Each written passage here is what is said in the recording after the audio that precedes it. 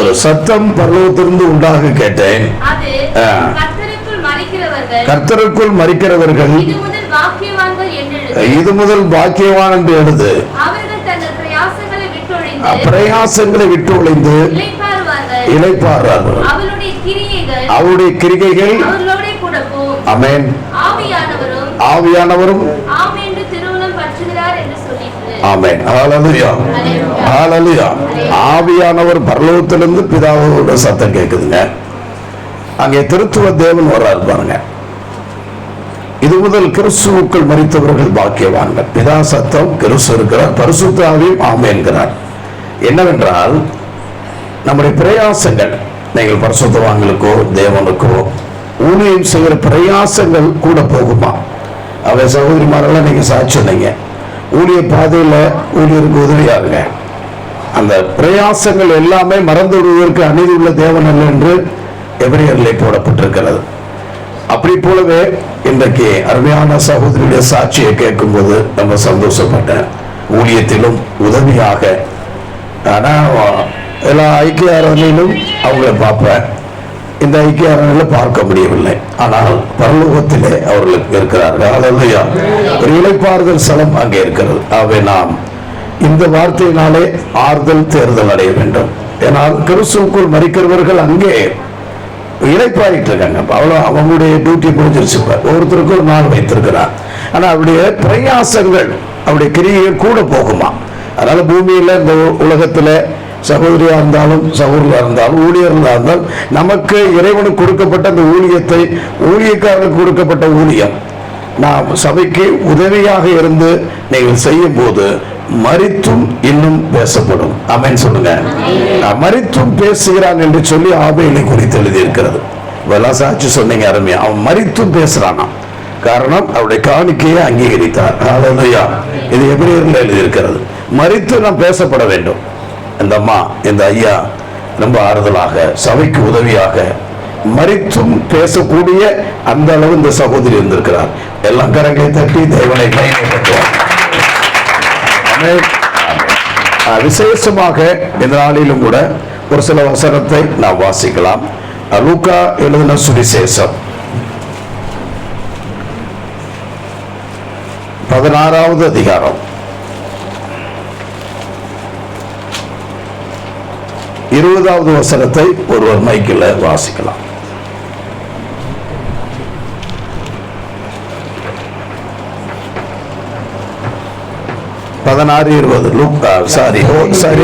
யோவான் எழுதின சுவிசேஷம் 16வது அதிகாரம் 20வது வசனம். இல்ல, யோவான் எழுதின சுவிசேஷம் 16வது அதிகாரம் 20வது வசனம். மெய்யாகவே மெய்யாகவே நான் உங்களுக்கு சொல்லுகிறேன், நீங்கள் அழுது புலம்புவீர்கள், உலகமோ சந்தோஷப்படும். நீங்கள் துக்கப்படுவீர்கள், ஆனாலும் உங்கள் துக்கம் சந்தோஷமாக மாறும். ஆமென். ஹல்லேலூயா, ஹல்லேலூயா. நீங்கள் அழுது புலம்புவீர்கள், மெய்யாகவே மெய்ய நான் உங்களுக்கு சொல்லுகிறேன், நீங்கள் அழுது புலம்புவீர்கள், உலகமோ சந்தோஷப்படும். நீங்கள் துக்கப்படுவீர்கள், ஆனாலும் உங்கள் துக்கம் சந்தோஷமானார். உலகத்தார் கூட சொல்லலாம், இந்த சர்ச்சுக்கு போனாங்களே, எங்கெல்லாம் போய் ஹெல்ப் பண்ணாங்களே, பார்த்தீங்களா அப்படி ஆயிடுச்சு அப்படின்ட்டு அவங்க கூட நம்ம ஏளனமா பேசலாம். ஆனால் தேவனுக்கும் நமக்கும் பரிசுத்தவான்களுக்கு சபைக்குள்ள ஒரு தொடர்புலே தெளிவாக இருக்க வேண்டும். தேவனுடைய சமூகத்திலே அப்படியாக கர்த்தருடைய பிள்ளைகள் அந்த துக்கம் சந்தோஷமாக தேவனாய் கர்த்தர் மாற்றி கொடுப்பார். ஹல்லேலூயா, ஹல்லேலூயா. நீங்கள் அழுது புலம்பிட்டு இருக்கீங்க, அழுகையோடு சாட்சி சொன்னீங்க, சந்தோஷமாக மாற வேண்டும். காரணம் அவர்கள் மரித்து இளைப்பாறுதல் ஸ்தலத்திலே அங்கே இருக்கிறார். இவளும் ஆபிரகாமுடைய குமாரத்தியா இருக்கிறார். ஹல்லேலூயா. ஆகவே கர்த்தருடைய பிள்ளைகள் சில காலம் அந்த துக்கம் வரும். ஏன்னா நம்முடைய மரணம் கிறிஸ்துவுக்குள் மரித்திருக்கிறோம். வெளியில மரித்திருந்தா தான் நரகம். அவங்களுக்கு கிறிஸ்துவுக்குள் மரித்திருந்தபடினால் பரலோகத்துக்கு செல்லப்பட்டோம். ஹல்லேலூயா. அவர்கள் செல்லப்பட்டு விட்டார்கள். ஆகவே கர்த்தருடைய பிள்ளைகளா இருக்கிற நாம் தெளிவாக நாம் ஆண்டவருக்கு ஒப்பு கொடுத்து சேவை செய்ய வேண்டும். ஏசாயா 51:12 எப்படி எழுதியிருக்கிறது, கர்த்தருடைய பிள்ளைகள் நம்மை ஆறுதல் கொடுக்கிற தேவனாக இருக்கிறார். இதனாலே நம் தேவன் நமக்கு ஆறுதல் செய்கிறவராய் இருக்கிறார். 51:12 வாசிக்கலாம். நானே உங்களுக்கு ஆறுதல் செய்வேன். சாக போகிற மனுஷனுக்கும் புல்லு கொப்பா இருக்கிற மனுபுத்திரருக்கும் பயப்படுவதற்கும் வானங்களை விரித்து உன்னை உண்டாக்கின கர்த்தரை தேவனுடைய பரிசுத்த நாமத்திற்கு மகிமை உண்டாவதாக. தேவனை நாம் மறக்கவே கூடாது. எவ்வளவு நெருக்கடி போராட்டம் வந்தாலும் உறுதியாக இந்த ஆவிக்குரிய ஜீவித்தில் போகணுங்க. நானே உனக்கு ஆறுதல் செய்வேன். அப்படி உறுதியாக கடந்து வந்த அருமையான அந்த அம்மாக்காக தேவனை சோதரிக்கிறேன், மகிமைப்படுத்துகிறேன். இவர்களில் உங்களை அவர் ஆறுதல் படுத்துகிறார், உங்களை தேர்தல் படுத்துகிறார். நாம் மறக்காதபடி தேவ சித்தத்தை இந்த உலகத்திலே செய்ய வேண்டும். விசேஷமாக இந்த ஏழைகள், திக்கற்றவர்கள், அநாதிகளுக்கு நாம் கண்டிப்பாக உதவி செய்வோம். அருமையான பாஸ்டர் ஜேம்ஸ் அவர்கள் அதற்காக அவருக்கு இரட்டிப்பான ஆசீர்வாதம் உண்டுங்க. சங்கீதம் 10:4 போடப்பட்டிருக்கிறது. அநாதியர்களுக்கும் திக்கற்றவர்களுக்கும் அவர் ஆறுதல் செய்கிற தேவன். ஆமென் சொல்லுங்க. 10:4 வாசிக்கலாம். துன்மார்க்கன் தன் கர்ப்பத்தினால் தேவனை தேடான், அவன் நினைவுகள் எல்லாம் தேவன் இல்லை என்பது. 10:9 வாசிங்க.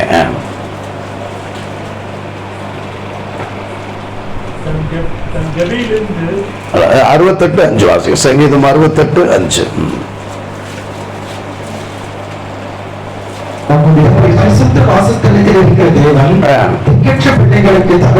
பாருங்க, தம்முடைய பரிசுத்த வாசஸ்தலத்தில் இருக்கிற தேவன் திக்கற்ற பிள்ளைகளுக்கு தகப்பனும் விதவைகளுக்கு. ஆமென் சொல்லுங்க. ஹல்லேலூயா. திக்கற்ற பிள்ளைகளுக்கு தேவன் மாத்திரமல்ல தகப்பனா இருக்கிறாராம். அந்த மாதிரி யாரும் இல்லைன்னு கேள்விப்பட்டேன். ஆமா, பூமியிலே பரிசுத்தவான்கள் தகப்பன், பரலோகத்திலே அவர் அப்பாவா இருக்கிறார். ஹல்லேலூயா. இப்ப அப்பா இடத்துல அங்க அந்த அம்மா போயிட்டாங்க. ஏழைகளையும் திக்கற்றவர்களையும் விசேஷமாக நாம் அவளை கவனிக்க வேண்டும், அவளுக்கு உதவி செய்ய வேண்டும். அந்த உதவியை அருமையான ஜேம்ஸ் பாஸ்டர் இதை எடுத்து செய்து கர்த்தருடைய கிருபையினாலே அந்த ஆசீர்வாதத்தை இந்த குடும்பம் நான் நிறைய பண்ணியிருக்கேன். அது ஒவ்வொருக்கும் ஒரு ஆசீர்வாதம். சில காரியங்களை அவங்க பண்ணணும், நான் மட்டும் இல்லை, அந்த ஆசீர்வாதத்தை இவரும் பண்ணணும். அந்த அனுபவத்திலே நான் சில நேரத்தில் விடுவேன். அவங்களும் அந்த அனுபவத்தில் வர வேண்டும். நான் இதுக்கு மாதிரி நிறைய பாடி அடக்கம் பண்ணியிருக்கேன். எங்களுடைய ஊழியர்களையும் பழக்கப்படுத்திருக்கேன். நான் போக மாட்டேன், நான் செலவு பண்ண மாட்டேன், அவங்களே விட்டுருவேன். ஏன்னா அவங்களும் அந்த ஆசீர்வாதத்தை பெற்றுக்கொள்ள வேண்டும், அந்த அனுபவத்திலே கடந்து வர வேண்டும். ஆனால் அவங்க சந்தோஷப்பட்டிருக்கிறாங்க. அனுபவங்கள், நிறைய உதவிகள் அப்படி செய்யும் போது ஆட்டோமேட்டிக்காக கூப்பிட்டு கொடுப்பாங்க. சாட்சி சொன்னார் பாருங்க, கல்லறை ரெடியா இருந்தது. ஹல்லேலூயா. எல்லாம் ரெடியா, எல்லா உதவிகளும் கடந்து வரும். ஏழைகள் திக்கற்றவர்கள் சபையில இருந்தாங்க. அப்படியாப்பட்டவர்களை தொற்கால் லீதியெல்லாம் அவங்க விதவைகள் கூட்டத்தில் தொற்கால் இருந்தாங்க, சபையில் இருந்தாங்க. அப்படிப்பட்டவர்களை சபையில சேர்த்து கொள்ள வேண்டும். வர்ற காலங்கள் அப்படிலாம் நம்ம இடங்கள் பெரியதா வாங்கியிருக்கோம், நம்ம இங்கேயே வாங்கியிருக்கோம். விதவைகள், உண்மையான விதவைகள், அவர்களை சபையில சேர்த்து வைத்து பராமரிக்க வேண்டும். ஆமென் சொல்லுங்க. அப்படி அருமையான சகோதரியை போல இப்படி உள்ளவர்களை நாம் அப்படி செய்ய போகிறோம். தேவன் அதுக்கான காரியங்களை 1 தீமோத்தேயு 5 இது 13 போடப்பட்டிருக்கிறது. உண்மை உள்ள விதவைகள், அநாதியவர்களை சபையில சேர்த்துக் கொள்ளுங்க. சேர்த்துக்கொண்டு அவர்களுக்கு பராமரிக்க வேண்டும், உதவி செய்ய வேண்டும். அப்படியே அந்த அருமையான சகோதரிக்கு நாம் இந்த சபையில கடந்து வந்து உதவியா இருந்தாங்க, எல்லாம் ஒத்தாசையா இருந்தாங்க. பரிசுத்தவான்கள் அதற்காக எல்லாம் முயற்சி எடுத்தோம். இனிமேலும் வர்ற காலங்களிலே சபைகளிலே அவர்களுக்காக அம்மா மாத்திரமில்ல, இன்னும் இருக்கிறவர்களுக்கும் நாம் உதவி. ஏற்கனவே நம்ம சபையெல்லாம் பெரிய பெரிய சபையில தங்க வைத்துக் கொண்டு திக்கற்றவர், இன்னைக்கு நம்ம திருச்சியில 3 பேர் தங்கியிருக்காங்க, யாருமே இல்லை. அவர்களெல்லாம் ஆகாரம் கொடுத்து அவங்களை வழி நடத்தி கொண்டுகிட்டு இருக்கேன். இப்படியே நாங்களே ஒரு வர்ற காலங்களிலே நமக்கு வசதி வாய்ப்பு ஏற்படும் போது தனி பில்டிங், தனியாக அதுக்காக ஒரு பாஸ்டர். ஏன்னா விதவைகள் சரியாக விசாரிக்கப்படவில்லை என்று அப்போஸ்தலர் காலத்தில் 6ஆம் அதிகாரத்தில் இருக்கிறது. திக்கற்றவர்கள் விசாரிக்கப்படவில்லை என்று அதெல்லாம் நாம் கொண்டு வர வேண்டும். கொண்டு வந்து அநாதைகள், திக்கற்றவர்களுக்கு உதவி செய்ய வேண்டும். அப்படியாக இதனாலே அருமையான ஜேம்ஸ் குடும்பத்தாரும் அருமையானவர் நீங்களும் அந்த அம்மாவுக்கு உதவி செய்து எல்லாரும் ஆச்சரியப்படத்தக்கதாக நல்லடக்கம் செய்தீர்கள். கர்த்தர் உங்களை ஆசீர்வதிப்பாராமே. ஹல்லேலூயா. அது கேட்ட உங்கள் பலனை தேவனாய் கர்த்தர் கொடுப்பார். கர்த்தர் கொடுத்தார், கர்த்தர் எடுத்துக்கொண்டார். இதே பிரச்சனை தான் யோபுக்கு வந்ததுங்க. யோபுடைய பிள்ளைகளை ஒரே நேரத்தில் ஒரே பிரச்சனைகளை சாத்தான் எடுத்தார். இதெல்லாம் நம்ம ஒரு சோதனைகள், போராட்டம். ஒன்றே ஒன்று அவர் சொல்லிவிட்டார், சோர்ந்து போகக்கூடாது. கர்த்தருடைய பிள்ளைகள், ஊழியர்கள், நமக்கு உதவியாக இருக்கிறவங்களை சாத்தான் கொஞ்சம் ரொம்ப டச் பண்ணுவான். அதில் நிறைய அனுபவத்தில் நான் பெற்றிருக்கேன். அந்த நேரத்தில் கர்த்தர் கொடுத்தார், கர்த்தர் எடுத்தார். மறுபடியுமாக அந்த இடத்துல எப்படி 10 பிள்ளைகளுக்கு இன்னும் 10 பிள்ளைகளுக்கு கொடுத்தாரோ அது மாதிரி 10 சகோதரிமார்களே சகோதரர்கள் கொடுப்பார். நீங்கள் ஆறுதலா இருங்க. ஹல்லேலூயா. நிறைய பேர்களை கர்த்தர் கொடுப்பார். அவருடைய நண்பர்கள்லாம் வந்து அவரை ஆறுதல் படுத்தி பார்த்தார்கள், ஆறுதல் படுத்த முடியவில்லை. ஆனால் தேவன் அவரை ஆறுதல் படுத்தினார். யோபின் புஸ்தகத்திலே எப்படி எழுதியிருக்கிறது, 15ஆம் அதிகாரம் 11ஆம் வசனத்திலே நண்பர்களாம் வந்து 2ஆம் வசனத்தில் ஆறுதல் படுத்தினாங்க. ஆறுதல் படுத்த முடியவில்லை. ஆனால் தேவன் தான் அவருக்கு தலையிட்டு ஆறுதல் படுத்தினார். நான் உனக்கு ஆறுதலாக இருப்பேன் என்று சொல்லி. யோபு 15:11 வாசிக்கலாம். தேவன் அருளிய ஆறுதல்களும் உம்முடைய சொல்லப்படுகிற மிருதுவான பேச்சும் உமக்கு அற்ப காரியமாய் இருக்கிறதோ. தேவனுமா பரிசுத்த நாமத்திற்கு மகிமை உண்டாவதாக. தேவன் தான் ஆறுதல் செய்ய முடியும். மற்றவங்க அற்பமா இருக்கலாம், எனக்கு அவர் தான் ஆறுதல். மற்றவங்களுக்கு அது வேற மாதிரி இருக்கலாம்.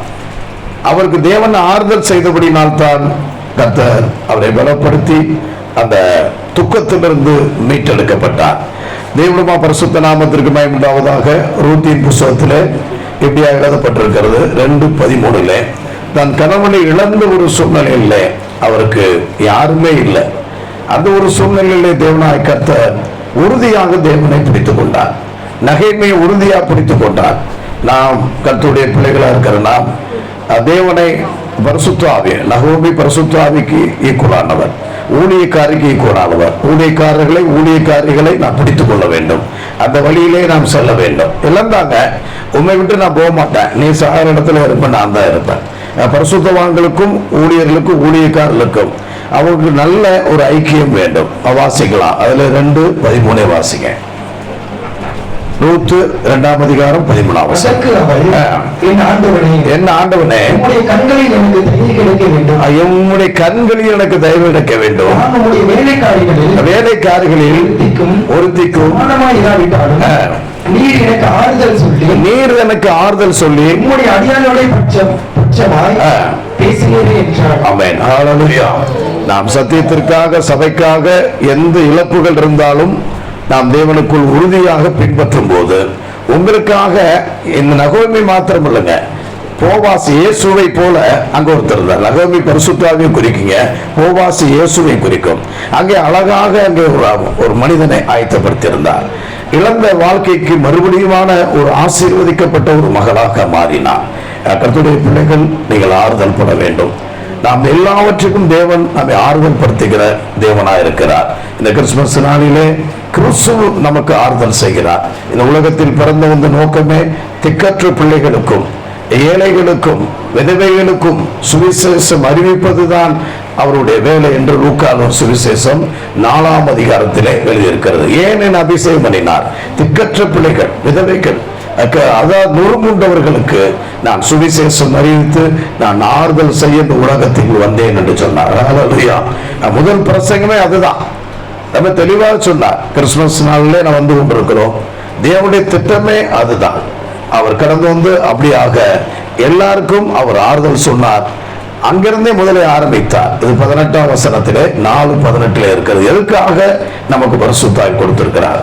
அநேகரை ஆறுதல் படுத்த வேண்டும், அநேகரை திக்கற்ற சூழ்நிலை தூக்கி விட வேண்டும். நூறுமுண்டுகளுக்கு ஆறுதல் செய்ய முடியாதான் இந்த ஆறுதல் ஜெப கூட்டத்தை அருமையான பாஸ்டர் வைத்திருக்கிறார். ஹல்லேலூயா. அவருக்கு ஒரு ஆறுதல் படுத்த வேண்டும்.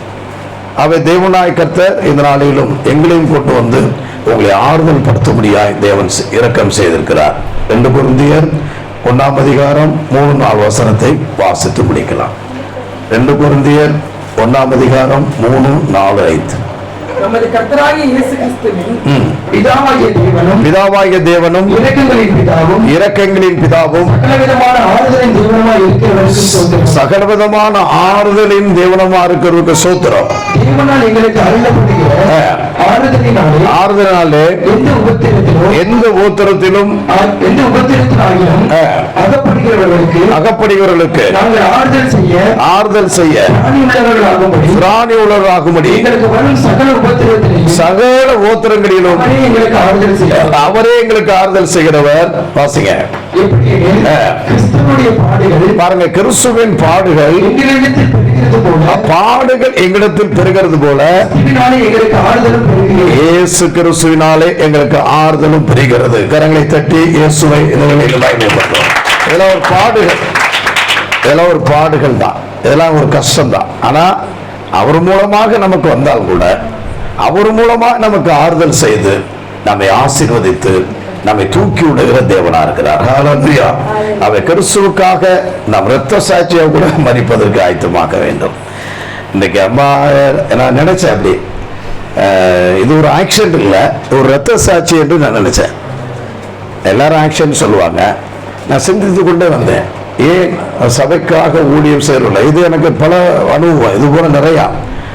இது ஒரு இரத்த சாட்சினா ஆச்சரியமா இருந்துச்சுங்க எனக்கு, ஆவியான ஒரு குணத்தினார். தட் இஸ் நாட் ஆக்ஷன் கிடையாதுங்க, இது இரத்த சாட்சியாக சாத்தான் ஊழியக்காரர்களுக்காக ஊழியம் செய்கிற தேவனுடைய பிள்ளைகளை இப்படியாக பரவாயில்ல இரத்த சாட்சியா மறைச்சவர்கள் இன்னும் பாக்கியவான்னு சொல்லுங்க. ஊழியத்துக்காக வந்தவங்க, ஊழியம் செய்ய முடியாத வந்தாங்க. ஆமென். அப்படி சேவான் இரத்த சாட்சியா மறித்தார்.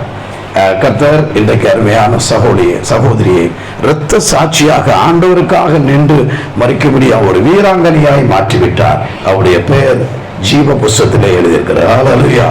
ஆண்டவருக்காக நாம் நிற்போம், ஆறுதல் படுத்துவோம். அவர் அங்கே இளைப்பாரி கொண்டிருக்கிறார். அவருடைய கிரிகையெல்லாம் கூட போயிருக்கிறது. அங்கே நீங்க என்னென்ன இங்க செய்கிறீர்களோ ஊழியத்திற்கும் ஊழியக்காரர்களுக்கும் உதவியாக இருந்து உதவியத்தை தாங்கி வெளிப்படுத்தி சத்தியத்தை வெளிப்படுத்தி நம்முடைய மறிக்கும் போது அது கடந்து செல்கிறது. வெறுமே அதை எதையாவது செய்யணும். பாருங்க, சகோதரர் ஆஸ்பத்திரியிலே இருந்தாருங்கிறாங்க. நிறைய காரியங்களை நீங்கள் சாட்சி சொன்னீங்க. அப்படி போலவே கர்த்தர் இந்த சகோதரியை இழந்து இருக்கிற இந்த சபையார்கள், ஏன்னா அவருக்கு யாருமே இல்லை. தொற்கால் போல மற்றவங்க போல சபையில தான் இருந்தாங்க. இந்த சபையாரை தேவன் ஆசீர்வதிப்பார். விசேஷமாக பாஸ்டர் ஜேம்ஸுடைய துணைவியார் ரொம்ப உதவியா இருந்தாங்க. அவர்கள் ஆறுதல் படுத்தி இது போல அநேகரை உங்களுக்கு கொடுத்து உங்களை ஆசீர்வதிப்பார். தேவன் இந்த வார்த்தைகளை ஆசீர்வதிப்பார். ஆமென். ஹல்லேலூயா.